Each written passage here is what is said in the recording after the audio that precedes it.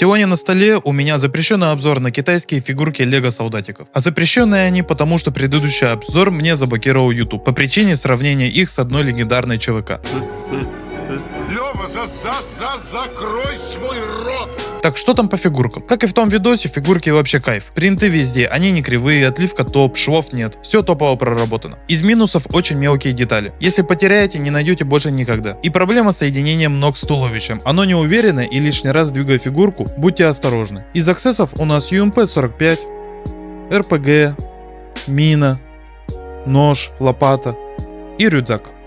Почему не положили краденый унитаз или микроволновку? Я хз. Вторая фигурка почти то же самое, но расцвет такой типа ночные операции или городской стайл. Лицо странное, но раз будет под шлемом, то не страшно. Из аксессов калаш, РПГ, лопата, мина и рюкзак. Наполнение чуть меньше, но для меня выглядит вообще круто. Мой фаворит среди солдатиков. Даже подумаю сделать самоделки в милитари тематике. А на сегодня все. Мне наконец-то пришли и другие заказы. Заходите в ТГК, голосовалка уже там. И помните. Раз, два, три. Рота, песню, запись, бай. Раз, два, три.